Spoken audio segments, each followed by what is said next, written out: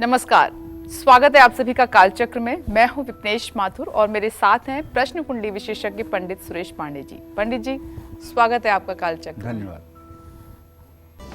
कब, कहां और कैसे अर्घ देने से दूर होंगी 20 परेशानियां, जानने के लिए देखिए काल चक्र।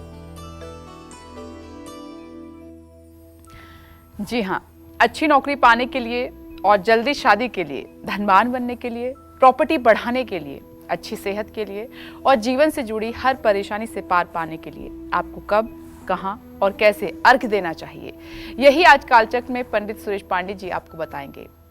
तो अगर आप भी अर्घ देकर अपनी 20 बड़ी परेशानियों को दूर करना चाहते हैं तो ध्यान से देखिए आज का कालचक्र। और इसके अलावा हमेशा की तरह अगर आपके मन में कुछ भी आता है, आप पंडित जी से सवाल करना चाहते हैं, तो आपको करना क्या है, आपको हमें फ़ोन करना है। हमारा नंबर लगातार आपकी टीवी स्क्रीन पर फ्लैश होता है, नंबर नोट कर लीजिए 012066522411, ये हमारा नंबर है। और अपनी चर्चा की शुरुआत करें उससे पहले हमेशा की तरह जानते हैं कि आज का शुभ मुहूर्त आपके लिए क्या है।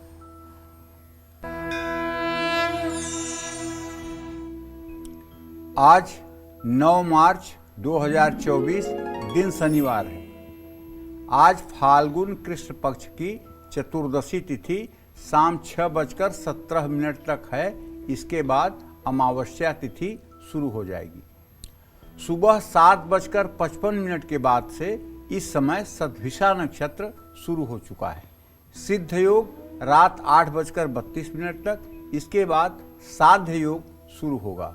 आज के इसी क्रम में कुछ अशुभ मुहूर्त भी हैं, जैसे शनिवार होने के नाते राहु काल रहेगा सुबह 9 बजे से 10:30 बजे तक और यमगंड काल रहेगा दोपहर 2 बजे से दोपहर 3:29 तक। तो इस समय में दूर की यात्रा के लिए और नए कार्य के लिए कोई भी शुरुआत करना उचित नहीं होगा। जय मां विंध्यवासिनी। और अगर आपको पितृदोष के बुरे प्रभाव मिल रहे हैं, घर में बीमारियों का वास हो रहा है, परिवार से सुख शांति छिन रही है, तो कब, कैसे और कहां अर्घ्य आपको देना जरूरी हो जाता है, आइए पंडित जी से ये जानते हैं। और ये चर्चा ध्यान से सुनिएगा। आप जो पंडित जी आपको बता रहे हैं, कुछ उपाय हैं वो नोट भी करने हैं। पंडित जी बताएं। देखो विपनेश, ऐसा है कि हम लोग जिस धर्म को मानते हैं उस धर्म का नाम है सनातन जी। और सनातन किसका नाम है? सनातन नाम है परमपिता परमेश्वर का। दूसरे शब्दों में कहूं तो भगवान श्री कृष्ण का। जब सृष्टि नहीं थी तब भी ये थे, सृष्टि नहीं रहेगी तब भी रहेंगे, सृष्टि है तब भी हैं।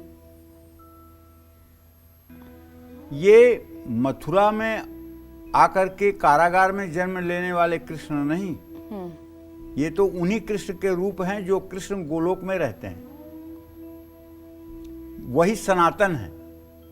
सनातन मतलब जो सदैव विद्यमान रहे, वो सनातन। और चूंकि हम उनके अनुयायी हैं, उनके बताए हुए रास्ते पर चलते हैं, उनके आधार पर हम जीवन शैली अपनी अपनाते हैं, इसलिए हम सनातन धर्मी हैं। समझ रही बात हमारी? तो हमारे सनातन धर्म में 5 प्रमुख देवों की पूजा का विधान किया गया है जी। जिसमें पहले देवता जो हैं वो हैं गणेश, बिल्कुल। दूसरी देवता जो हैं वो हैं दुर्गा, तीसरे देवता जो हैं भगवान श्री हरि विष्णु, वही कृष्ण के रूप हैं, और चौथे देवता हैं भगवान शिव, और 5वें देवता हैं भगवान सूर्य। कोई भी यज्ञ, अनुष्ठान, पूजा पाठ, जप तप किया जाए, बिना इन 4 देवताओं के ध्यान और आवाहन के वो पूजा अधूरी रहती है। तो मंदिर जो घर का है उसमें सूर्य भगवान की प्रतिमा जरूरी होती है? सूर्य भगवान की अगर प्रतिमा नहीं भी है तो सूर्य भगवान का मानसिक रूप से स्मरण करना चाहिए। ओके। क्योंकि बिना इन 5 देवों की पूजा के कोई पूजा साकार नहीं होती। और इन्हीं 5 देवों की पूजा को यज्ञ अनुष्ठान में पंचांग पूजन कहते हैं। लेकिन भगवान गणेश के साथ महालक्ष्मी विराजमान रहती हैं। दुर्गा कहो या लक्ष्मी, एकई वाहम जगत तत्र द्वितीया काममा परा। एक ही वो शक्ति है जिससे तमाम शक्तियाँ विभाजित होती हैं। 10 महाविद्या हों या महाकाली हों या महालक्ष्मी हों या महासरस्वती हों, एक ही रूप है, उन्हीं से इनका विस्तार होता है। जिस जिस भाव में आप उनको भजते हो उस भाव में वो आपके सामने आकर के और दर्शन देते हैं। जैसे उदाहरण के लिए आप कोई सिद्ध महापुरुष का ध्यान करिए जो शरीर छोड़कर चले गए हों, और उनके ध्यान में आप इतना रम जाइए, इतना रम जाइए, इतना रम जाइए कि आपके आंखों से अश्रु प्रवाह होने लगे, आपके मन की बेचैनी, आपका हृदय जलने लगे उनसे मिलने के लिए। वो आपके सामने सशरीर उपस्थित होंगे। ऐसा कैसे होता है? वो तो चले गए, तो वो कैसे आ रहे हैं? वही प्रभु, वही सनातन, वही श्री कृष्ण उस विग्रह के रूप में आकर के आपके सामने प्रस्तुत होते हैं। उसी विग्रह के रूप में आपके सामने प्रस्तुत होते हैं। जी, समझ रही हैं? तो इसलिए इन पंचदेवों की पूजा में सूर्य देव की पूजा जो है बड़ी अहमियत रखती है। भगवान गणेश, माँ दुर्गा, भगवान शिव, भगवान विष्णु और सूर्य देव, जी। इन 5 देवताओं का स्मरण, इन 5 देवताओं का पूजन मनुष्य के जीवन को निरंतर सफल बनाकर रखता है। जहाँ गणेश विघ्नों का नाश करते हैं, दुर्गा वहाँ शक्ति और भक्ति देती हैं। भगवान श्री हरि विष्णु के पाद सेवन से, भगवान श्री हरि विष्णु के ध्यान से मनुष्य को उत्तम गति की प्राप्ति होती है। भगवान शिव की आराधना से व्यक्ति को अकाल मृत्यु और मृत्यु से बचना होता है, और भगवान सूर्य की आराधना से तेज और आत्मविश्वास की वृद्धि होती है। इन 5 देवताओं की उपासना हमारे सनातन धर्म में परम आवश्यक है, इसीलिए हम अपने को सनातन धर्मी कहते हैं। हमारे धर्म का न आदि है और न कभी अंत होगा। जब सृष्टि थी तब भी सनातन धर्म था, जब सृष्टि नहीं थी तब भी सनातन धर्म था, जब सृष्टि रहेगी तब भी सनातन धर्म, जब सृष्टि नहीं रहेगी तब भी सनातन धर्म। जी। ये किसी मानव द्वारा निर्मित धर्म नहीं है, ये किसी मनुष्य द्वारा निर्मित धर्म नहीं है, यह प्रभु द्वारा निर्मित धर्म है। ठीक है जी। तो अगर आपकी सेहत ठीक नहीं रहती है, कुछ न कुछ आपके शरीर में लगा रहता है, वैसे बीमारियां तो आम बात है, लेकिन खास करके ऐसी बीमारी अगर है कि शरीर सूखता जा रहा है, रोग का पता नहीं लग रहा है, हर समय शरीर में 99 डिग्री का बुखार बना रहता है, या आपके पिताजी की सेहत ठीक नहीं रहती है, उन्हें कुछ न कुछ हुआ रहता है, या पैतृक संपत्ति है और उसे लेकर के काफ़ी विवाद का सामना करना पड़ रहा है, वो सुलझ नहीं रही है, तो आपको चाहिए कि सूर्योदय के समय तांबे के लोटे में जल भरकर उसमें 1 चुटकी लाल चंदन या रोली डालकर और उसमें थोड़े से साबुत चावल और लाल फूल डाल करके ओम ब्रह्म स्वरूपिणे सूर्य नारायणाय नमः, ये 3 बार कहते हुए 3 बार में अर्घ गिराएं, और उसके बाद अपने पूजा स्थान में बैठ करके कम से कम 108 बार गायत्री मंत्र का जप करें। गायत्री की 24 मुद्राएं होती हैं, जिसमें 16 मुद्राएं पहले प्रदर्शित की जाती हैं, 8 मुद्रा बाद में प्रदर्शित की जाती है। अगर आप जानते हैं सुमुखम संपुटम चैव विततम विस्तृतम तथा, इस तरह से 16 मुद्राएं गायत्री की जप के पहले और 8 जप के बाद में ये गायत्री के सामने दिखाई जाती है।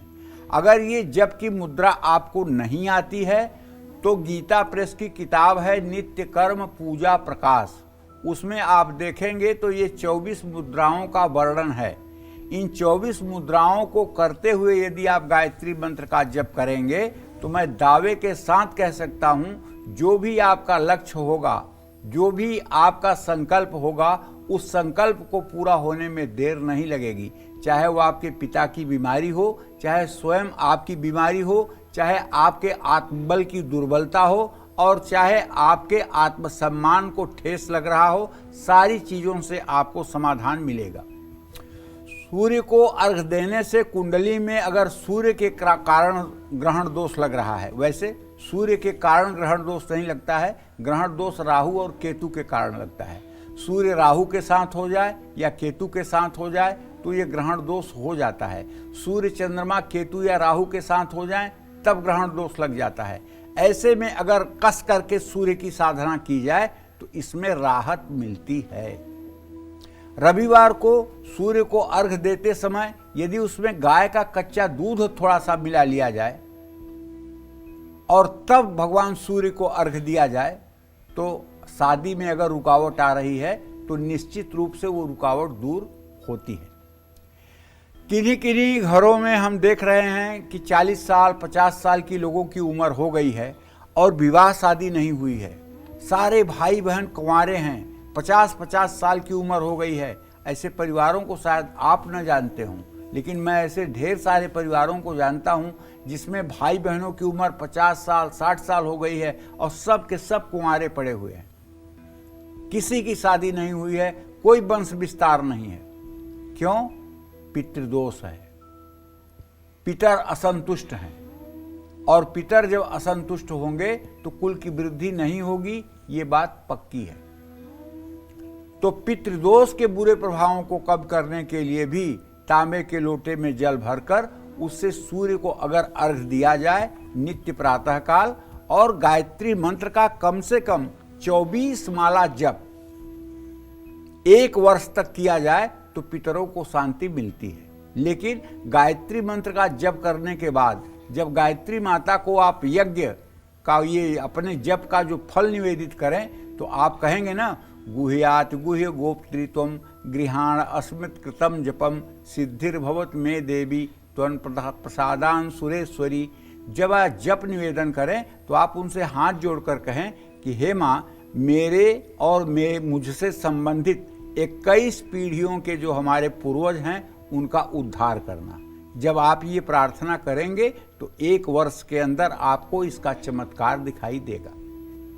बीमारियों से बचने के लिए, अकाल मृत्यु से बचने के लिए अमावस्या के दिन गीता के 7वें अध्याय का पाठ करना चाहिए।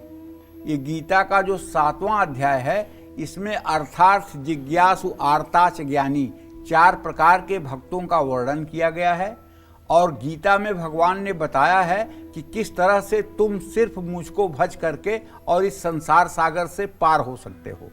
तो गीता का 7वां अध्याय पढ़ने के बाद अगर आप सूर्य देव को अर्घ दें तो निश्चित रूप से आपके मन में, आपके सोच में वही बात चलेगी जिससे आपके पितरों का कल्याण होगा और आपका जीवन सुखमय व्यतीत होगा।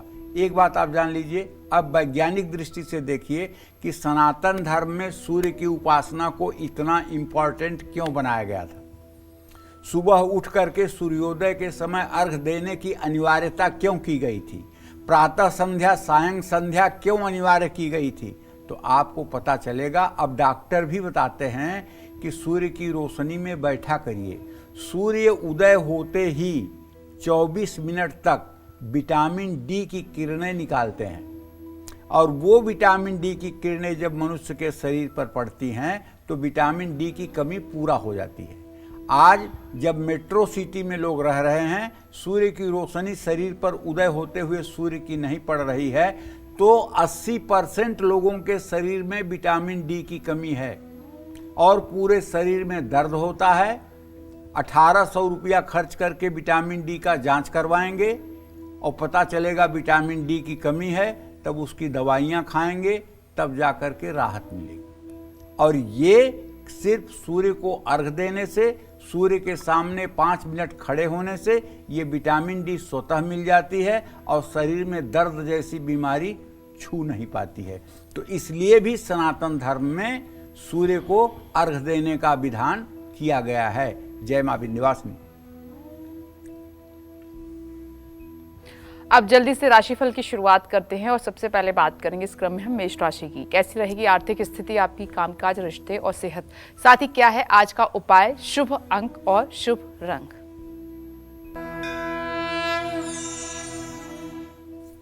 आपके खर्च के स्थान में आज नीच राशि का बुध राहु के साथ है।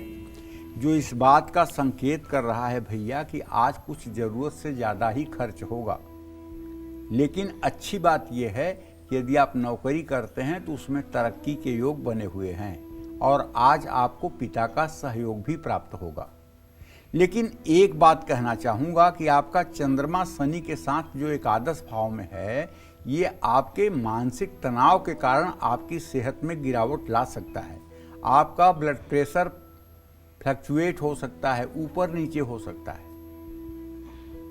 आपको अपने ऑफिस का काम खुद करना चाहिए। शनि मंदिर में सरसों के तेल का आज दान करना चाहिए। शुभ अंक आपके लिए 9 है। शुभ रंग आपके लिए गुलाबी है। जय मां विंध्यवासिनी। और अब बारी है वृषभ राशि की। कैसी रहेगी आर्थिक स्थिति आपकी, कामकाज, रिश्ते और सेहत, साथ ही क्या है आज का उपाय, शुभ अंक और शुभ रंग। वृषभ राशि का स्वामी शुक्र इस समय 10वें भाव में चंद्रमा शनि गुरु के साथ विराजमान है और 9वें भाव का स्वामी भी शनि है जो शुक्र के साथ 10वें भाव में विराजमान है। तो ऐसे में अगर आप यात्रा करने का योग चूंकि बन रहा है, इसलिए यात्रा आप करेंगे।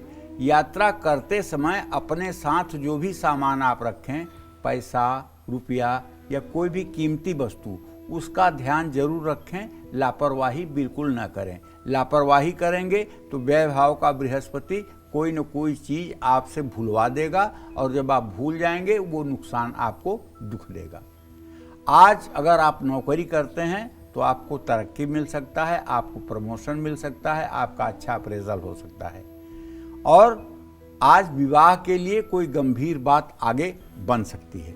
पाचन संबंधी परेशानी हो सकती है, इसलिए अपने खान पान पर ध्यान रखिए। अपने आसपास साफ सफाई का ध्यान रखिए। शाम के समय पीपल के नीचे सरसों के तेल का दिया जलाकर पीपल की 7 परिक्रमा करिए। शुभ अंक आपके लिए 5 है। शुभ रंग आपके लिए मैरून है। जय मां विंध्यवासिनी। और अपने डिस्कशन को आगे बढ़ाते हैं। अगर आपका वैवाहिक जीवन बिगड़ रहा है, माँ को शारीरिक और मानसिक कष्ट हो रहा है या आपके मन में नेगेटिविटी बहुत भर गई है, तो इन सभी परेशानियों से पार पाने के लिए आपको कहाँ और कैसे अर्घ्य देना है, आइए जान लेते हैं पंडित जी से। पंडित जी, एक अर्घ्य इन सब परेशानी से छुटकारा मतलब दिला सकता है क्या? देखो, अर्घ्य तो ऐसी चीज है जो इस संसार के असंभव से असंभव कार्यों को भी कर सकता है।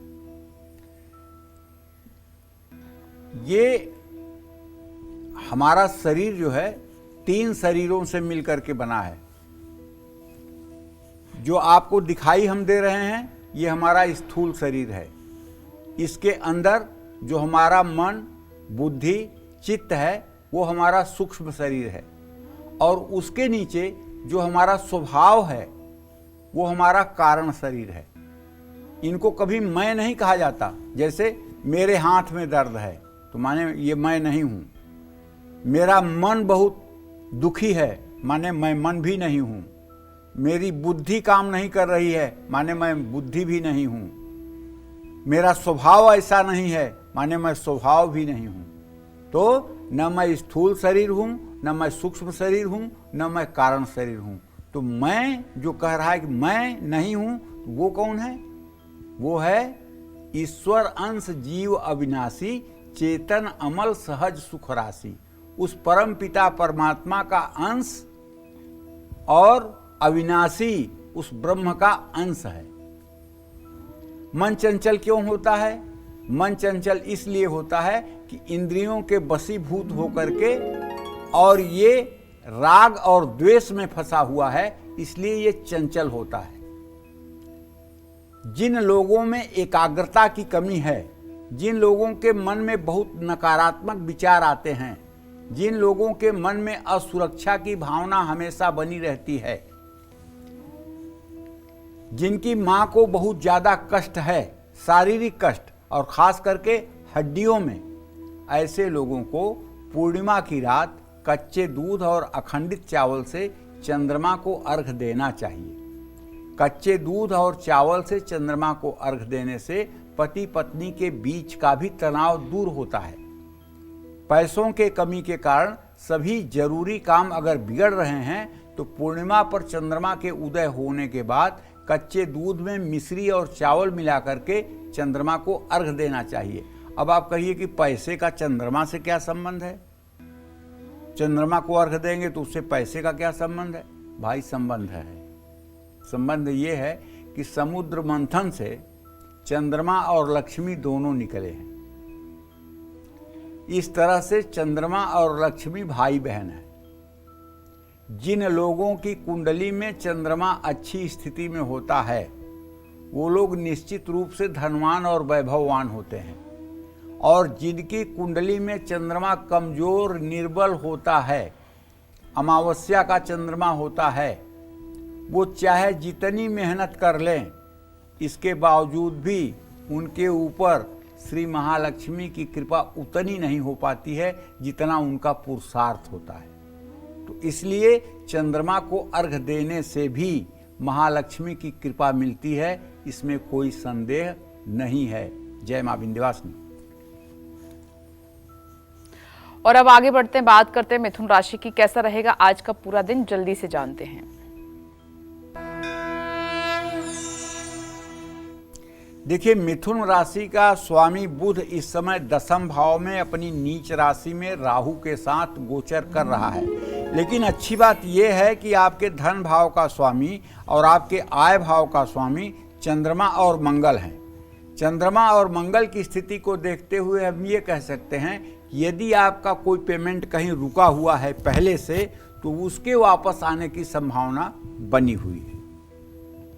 काम को लेकर के नए आइडिया, नए विचार आपके मन में आएंगे और किसी पुराने दोस्त से मुलाकात होगी। ज़्यादा भाग दौड़ से दिन भर थकान रहेगी।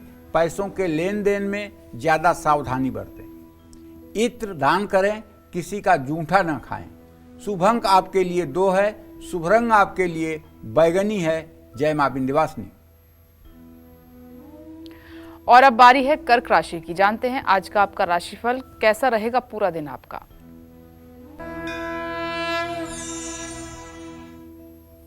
देखिए, ऐसा है कि मैं आपको डरा नहीं रहा हूं, लेकिन अगर आपकी कर्क राशि है तो आप ये जान लीजिए कि आपका चंद्रमा इस समय कुंभ राशि में शनि देव के साथ हो गया है। ये एक तरह का विष योग है। तो और ये मृत्यु भाव में है, तो बीमारियों पर पैसा खर्च होगा, और ये सारी बीमारी आपके मन से उत्पन्न होगी। जरा सा गैस होगी तो आपको लगेगा कि हार्ट अटैक हो रहा है। जरा सा कोई रोग होगा तो आपको बहुत बुरे रोग की संभावना सताएगी।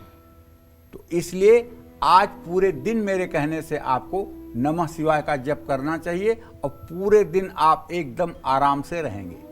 आज पूरे दिन काम में व्यस्त रहने की कोशिश करिए। भाई बहनों के साथ घूमने का योजना बनाइए और ध्यान रखिए, सड़क पर चलते हुए सावधानी पूर्वक चलिए, चोट चपेट लगने की भी संभावना है। आज गुस्सा बिल्कुल मत करिए, क्योंकि चंद्रमा शनि के साथ है। गुस्सा आप अनायास करेंगे जिसका परिणाम अच्छा नहीं होगा। और हाँ, कांसे के कटोरे में चीनी भरकर अगर आज आप किसी मंदिर के पुजारी को दान करें तो इसका पुण्य भी आपको मिलेगा। शुभ अंक आपके लिए 1 है, शुभ रंग आपके लिए नारंगी है। जय मां विंध्यवासिनी। अगर आपके काम में बार बार रुकावटें आ रही हैं, आर्थिक मुश्किलें लगातार आपकी बढ़ती जा रही हैं, घर में बिना वजह कलेश बढ़ रहा है और ग्रहों के बुरे प्रभाव झेलने पड़ रहे हैं, तो ऐसे में आपको किस मूर्ति, किस तस्वीर या किस पेड़ पर जल चढ़ाना चाहिए, ये आगे हम पंडित जी से जानेंगे। लेकिन यहाँ रुक रहे हैं एक छोटे से ब्रेक के लिए, फौरन लौटेंगे। आप बने रहें हमारे साथ और देखते रहें कालचक्र।